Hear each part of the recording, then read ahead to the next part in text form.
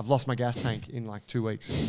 You haven't lost your gas tank, right? The physiological reduction it doesn't go away. No, it in 2 hasn't weeks. changed that much. But I think, and I don't really know the science, but my belief is that you've just lost the familiarity with the cocktail of hormones, stress hormones and shit It's that overwhelming. you have to deal with at that high intensity training space. Ladies and gentlemen, welcome to another Bulletproof for BJJ podcast. Have you trained fatigued? Do you deliberately tire yourself out before BJJ because you think this is a good idea? This came up recently and I wanted to talk about it because I think this is something that's done across jiu-jitsu schools in many places and it might actually be making your BJJ worse. So have you experienced anything like this, Joe, where, coach wears you out with the warm-up? Yeah, it feels like a real old school thing, huh? Yeah. It used to be, I remember my original coach, Paulo, at White, Blue Belt, that was when I trained with him, would just do up conditioning warm-ups. Yeah. We might go for like 45 minutes. Dude. And yeah, you'd be a mess by the time you got to do some technique. Yeah. And no, similarly, when I started, Peter DeBean, shout out, full respect. Pete was under the impression that if you could do 500 reps of any exercise, you would never be worse at them again thereafter. Wow. Yeah. And I said, Pete, what if you got an overuse injury? Wouldn't that make you worse thereafter? Nah. Just waved it off. So part of our warm-up before comp class was like 500 squats, 500 push-ups, 500, like just exhaustion. Yeah. And yeah, I understand the idea, like the premise behind it of, when you're fatigued, you don't have the option to use strength.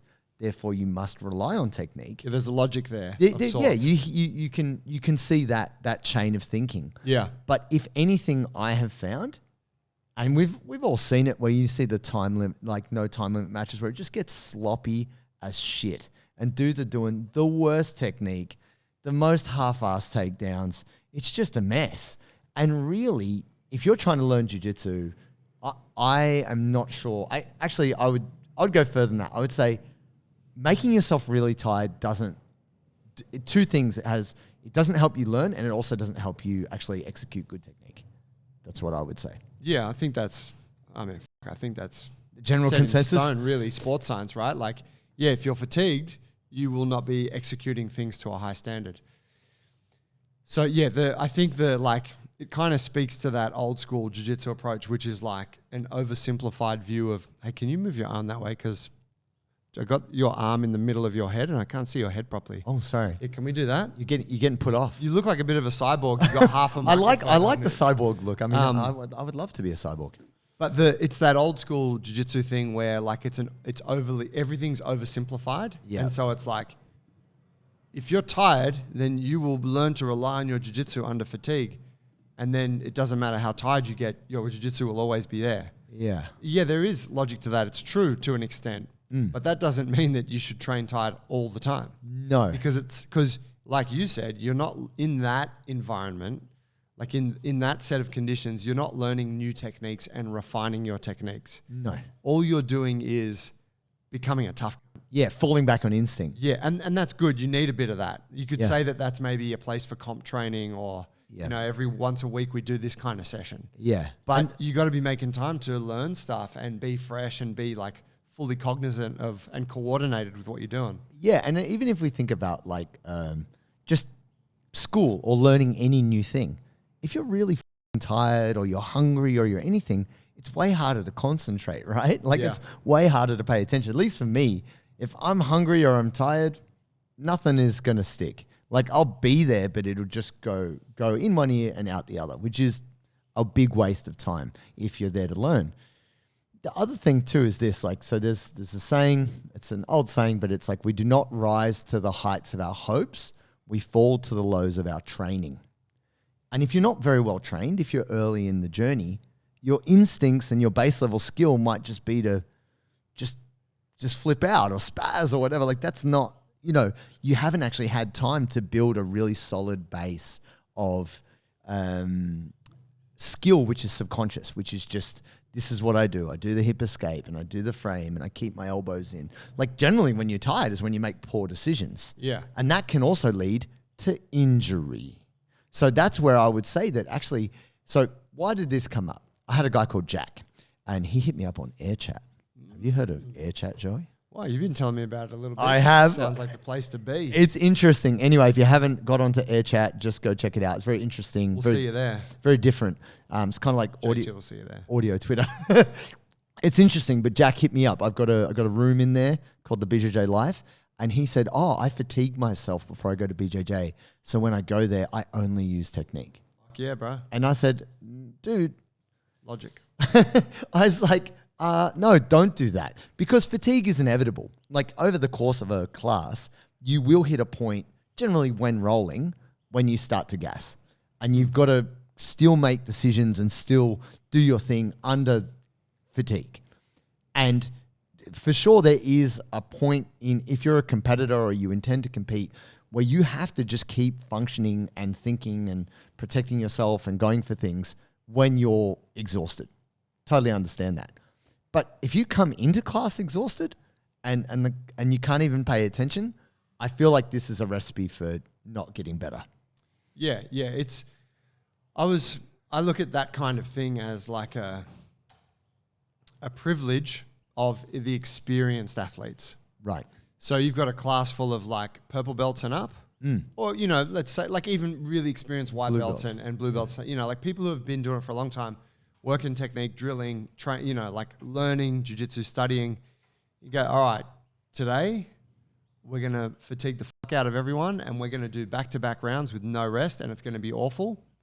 And because they've earned the privilege to now add this variable of fatigue and just into the mix. Yeah, right? Because now we're building a quality that's going to benefit you. But to take someone who's doesn't really know any jiu-jitsu, and that could be, it could still be a white, a blue belt. Like it's not, right? It's not really, the belt thing doesn't matter that much. I'm saying just people with less experience, they don't have any kind of technique foundation to fall back upon. No. So it's silly to try and add that variable in at that stage of the journey. Yeah, like where's old mate? What's his? I believe that he is a white belt going on a blue belt. Okay. We haven't had that chat yet. Yeah. I'm excited. Why's that? We have an apparel sponsor, Parry Athletic. Bro, George came through, messaged us on the Instagram, said he's been following our program for ages. He's getting stronger and more mobile.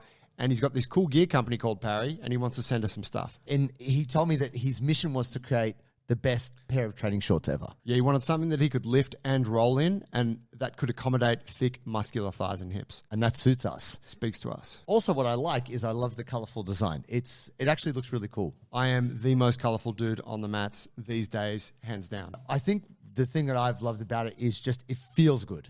It feels good. It looks good. And you, ladies and gentlemen, can get a discount when you go to checkout. If you go to parryathletics.com, put in the code bulletproof20 and you get 20% off. Oh, yeah. But I think it's that there's partly it's a misconception because there's this old dichotomy of like technique over strength. And when you're really fatigued, you can't be strong, understandably. There's also another famous saying in the fight game, which is fatigue makes cowards of us all. That's why wrestlers, boxers, they put so much like road work, running, just you want to have that unfatigable state so that you have this indomitable will and you can just keep going and going and going. Cool, that's fine. I personally believe you should separate your conditioning, like your fitness or your energy system training, from your skill practice. This is something I learned from my coach in Taekwondo, Carlo Massimino. He said that you shouldn't practice bad reps.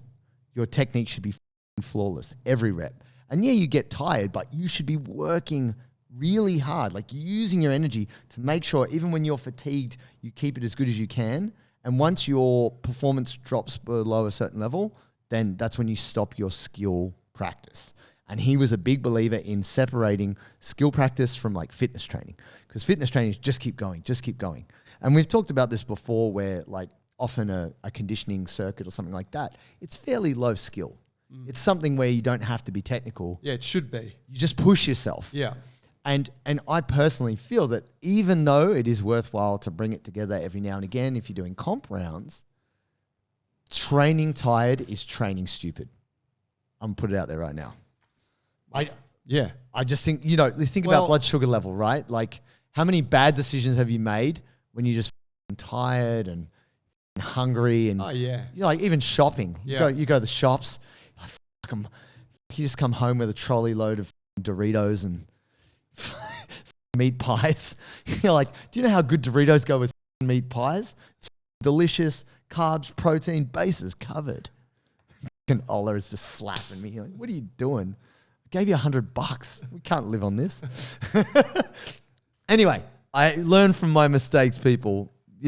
Try it once in a while. Doritos and pies are good, but you can't live on that shit. Yeah, I think I like the way that Adam would do it with training before a comp, where it would just be kind of regular training, whatever, like technique, like focuses on technique, learning sequences, closing up gaps in your technique, piecing together your comp game, etc., all that stuff. But then sort of a couple of weeks out from comp, he'd be like, now we're just going hard. Yep. And now fatigue is the thing. Yes.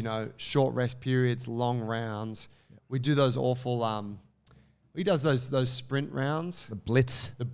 Yeah. Where it's loves a blitz. You've got to try, you've just got to try and pass. Like it's the final 10 seconds of Mundials and they've just got to not let you pass. Yeah. And it's like 15 seconds, but it feels like a lifetime. Scramble fury. Yeah. Yeah. And then 5 second rest onto the next. Like you just go, like it sounds quite manageable, but it's, but cause he's like, we've done all the technical work. Now let's just get tough and conditioned do the work to stuff. Go really hard at comp.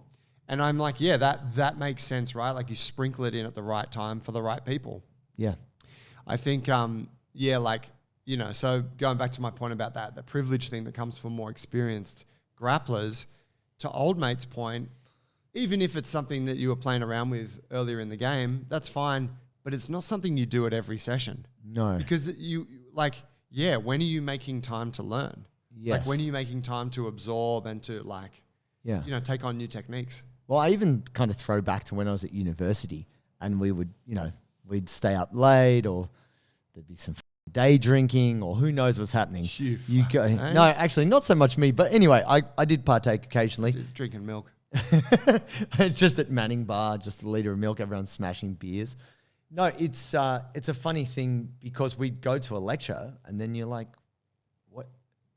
How can you possibly learn anything about physics or biochem, or you're just like, I can't even see straight. Like I'm just. I shouldn't have had those mushies at lunch, mate. You're resting your head. Like it doesn't make sense. And I feel like that the thing that people probably underrate about why jiu-jitsu is so complicated is you are learning a theoretical skill. Like there's these principles and understandings you have to have, and then you're applying that with the physical kind of execution to back that up. And if you didn't comprehend the first bit, the second bit's not going to be great. Yeah. And so if you're physically tired and you also can't pay attention, then it's this double whammy of shitness. Yeah. And this is really, as pure jiu-jitsu as you might want to be and say, oh, I didn't use any strength. You also didn't use any jiu-jitsu. You fucked up, Yeah. Because at this moment, he knew he fucked up. It's like I actually did something similar, not same, where I thought, I haven't got time later today. This is when I was in Brazil. I haven't got time later today to do weights. I'll do weights in the morning before lunch class. Stupid idiot. What was I thinking? Because I knew the lunch class was the hardest class. But still, I was like, no, I've got to get my weights in. I got to. I could have just not lifted weights that day. I could have just not. But I thought I would. It was pretty hard. And then the lunch class was murder. Because what Fabio used to like to do is play first points.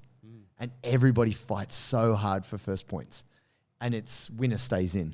Right. And no one wants to lose, right? Like there's a degree of pride. So you have like 2 guys in and 2 guys on the wall. So you kind of get like a 1 work, 2 rest, kind of theoretically. Nice. Theoretically. But and even Adam will speak to this. I saw him have almost like a 10 or 15 minute war with no person scoring points. Like just scramble. Like advantages don't count. Adam is exceptional at like when it matters, hey. Yeah. Not conceding the points. Never concede. You have to actually injure him to make him want to do what you want. And I was so exhausted, I actually couldn't train for another day after that. I was so sore and so that actually was, I was thinking doing more is better. And then that, doing the extra, coming in tired and doing an exhaustive session meant I had to take a full day off. I was so wrecked. And, you know, like we talk about the whole... He's never forgiven himself for taking a day off training like that. Why? I wasted a day in Brazil. No, it's just one of those things that oftentimes we think, oh, if I do this, like pre-exhaustion exists in the world of bodybuilding. So you will do an isolation exercise for your biceps, say, and then you'll go and do pull downs, but it means you're getting extra bicep work, blah, blah. Same thing with hamstrings. People do hamstring curls, then they do deadlifts. It's a technique you can use. Yeah, because you're trying to overload those muscles. But because jiu-jitsu is so total body, I'm going to say that it's actually hard to make the argument in the other direction. Let's you know, if we were to think, oh, let's steel man fatiguing yourself, right? Go there, Lex. Let me steel man that argument, not straw man it. If you were thinking, right, I want to come in and just work on my defensive game, and I'm going to make myself tired, so I don't really have an option to really push the pace and just focus on my defenses. Just, you know, I'm just going to High and Gracie. Not High and Gracie. Who are the brothers? My mind escapes. The Gracie brothers. No, there's so many of them. No. Jiu-Jitsu University boys. I train with Gracie brothers. No. That's Halak? No. How funny that we can't think of it right now, but you guys know who we're talking about. No, sorry, I apologize. We have to edit that out. No, but they have a very good defensive jiu-jitsu game where you like, they may not like take you back and submit you, but you can't submit them. Yeah. You can't armbar them. You might get them out. They'll get you off. Like their defensive jiu-jitsu is incredible. So you might say, hey, I'm going to fatigue myself so I don't have the option to play really hard offensively. But this is the thing that you're possibly not factoring in. Man, I'm so pumped because I am hydrated by our good friends at Sodi. Sodi are an Australian brand who are keeping all the best athletes hydrated, or maybe you're just a thirsty human and you are trying to be a bit less thirsty. This is my favorite flavor. This is salty grapefruit, seriously underrated, very fresh. Now, essentially, we are human walking oceans. We need to have sodium, potassium, and magnesium in our blood. And that's what these guys have done. So Jason Kale at Sodi have put together this beautiful product, and you, my friends, can get a discount when you order with the discount code Bulletproof15 for 15% off, and you can stay very hydrated. When muscles are tired, your joints are less stable, right? This is the thing. My biggest fear relevant to jiu-jitsu is injury. When you're tired, you have less proprioception. You're not going to be as good at balancing all these things. Also, when you're tired... What Will still mounting? No, but I was saying... like, nah, fuck that. No, I said it, I couldn't do it. I went there and I can't wait. Let's do this cool new thing. No, let's do this thing where we support the opposite count. But I'm saying, even though the idea behind saying, right, I'm going to fatigue myself so I only do jiu-jitsu a certain way seems good. You're like, no, that's logical enough. The thing which I feel that doesn't account for is the injury component. And look, you can get injured even if you're fresh, but the chance of you getting injured when you are fatigued is higher. That's what I'm saying. Yeah. Should I steel man? No, I mean you can push back. I just think it's I think like that as a training stimulus, like let's pre-fatigue you and, you know, make you work in that environment. I think it's just a mental toughness thing. Yeah. You know, and so in that way I'm like, yeah, great. Like it's a thing that needs to be developed. Yes. But it's just one small thing. And with any training stimulus, there's always going to be a downside. And so you could say with that, yeah, you do run the risk of like it's a higher injury risk. Yeah. Because pre-fatigue, like more fatigue, less coordination, you know, all that sort of thing. Yeah. But yeah, I'm like, you for sure, like sprinkle it in a little bit, get it. But yeah, if you make that your thing, if you think that that's the thing that's going to make your jiu-jitsu, no, you'll just be mentally tough at getting beaten up. Yeah, you'll be like you'll be really good at taking a pounding. Yeah. I mean, you know, Shout out Gemma Jameson. I think, oh, rough. That's going back. 20-year-old listeners are like, I got to Google this. Wow, just Google Let that be Tito Ortiz. Tip. Google this. Oh, pounding in more ways than one. Here's the thing. I think I still can't believe I can't remember the name of those brothers. that's all right. It'll Gracie University. Gracie University. We should probably just Google it. Yeah. No, I refuse to. I want to figure it out within the next 10 minutes. Okay, that's cool. So when this is another experience I had. I went to a comp class at a gym. Great gym, great coaches. And we did one of these kind of warm-ups, which was like, okay, you're doing sprawls for a minute. Nice. You're doing sit-throughs for a minute. Yeah. You guys are like running on the spot, or like it was like 5 stations. No star jumps? Oh, no. It was just hard. Like all the movements were f***ing hard. Like you'd be lucky to keep them up for 30 seconds.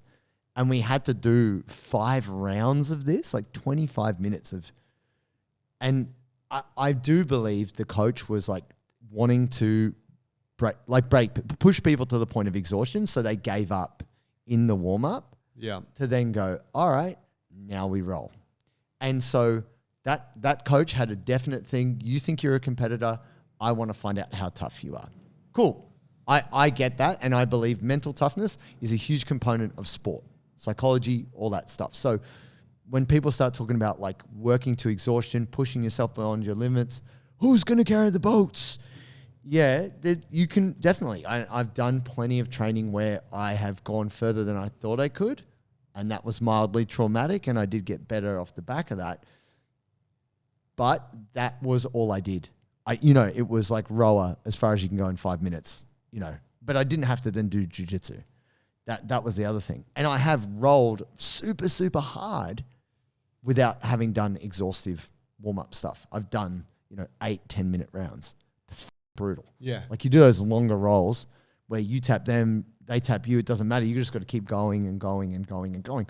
That puts you into that state of fatigue, and I didn't have to do a million sprawls or anything. Yeah, all the burpees and shit. Yeah. Yeah, that's right. You can totally just use jiu-jitsu training in order to achieve that same place. Yeah, just work harder in the rolls. Yeah. Like I remember actually, so to go away from like that. Shark Tank or some shit. Or yeah, Shark Tank or doing. Or like do stand-up rounds. Wrestling. Just do wrestling rounds. Yeah. People are like, no, fuck that, bro. No, I've got a line of wrestling. I'm down for free fatigue wrestling. I'll do the sprawls, but I won't do the wrestling. But that was the thing that like a pretty intense warm-up, and it's only 3. This just shows you kind of how pussy jiu-jitsu stand-up can be, not as a standard across the board. But we did 3 by 3 minute wrestling rounds as warm-up prior to a comp class at Absolute, and everybody was fucked because no one wanted to lose, so everyone's a competitor, but also only a couple people there were decent at wrestling.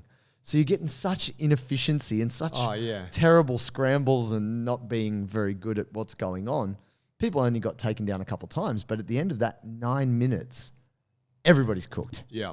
And therefore, I would say the intensity of the actual rolls went down because people couldn't actually, they'd redlined, they'd gone beyond. Yeah. And that is an actual thing. Like if you hit your lactate threshold and you flood your muscles with lactate, it's very hard for you to come back from there if you just keep moving. Like if you stop and you maybe you walk and drink water and recover for 10 minutes, maybe you can put out an extra effort. But if you're only resting like a minute, doing another round, resting a minute, doing another, like you're never really going to come back to a place where you can generate high quality, hard training.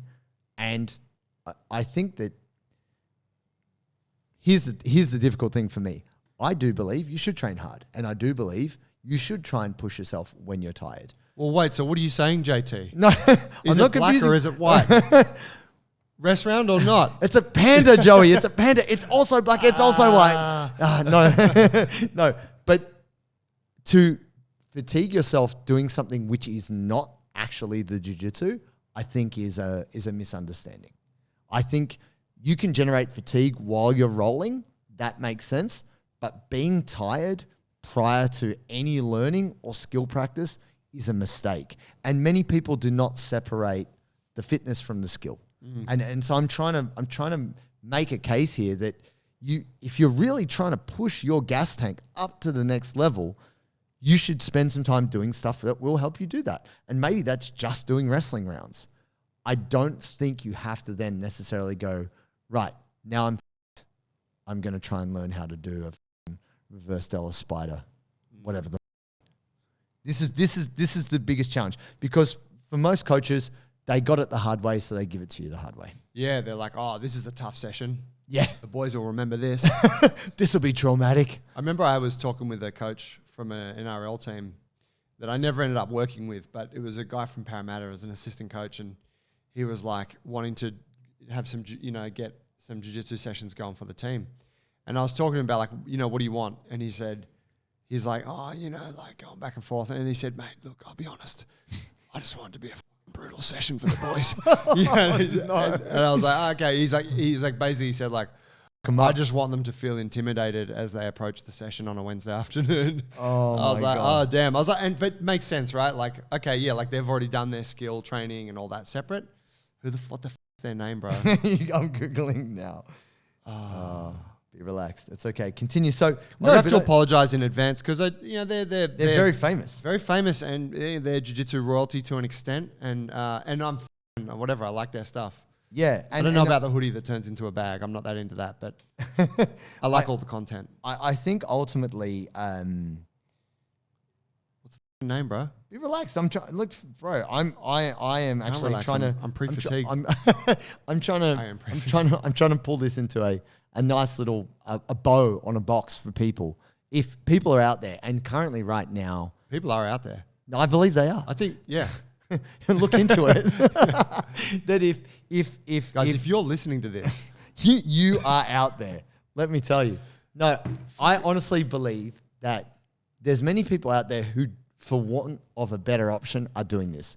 People are either running to training, or they're riding their bike, or they're doing conditioning before they do their jiu-jitsu, or people are doing exhaustive level warm-ups. And they do that in wrestling too. You'll basically warm yourself up into a puddle of fucking melted human and then have to wrestle. And there's a huge argument to say that you just need to be fitter.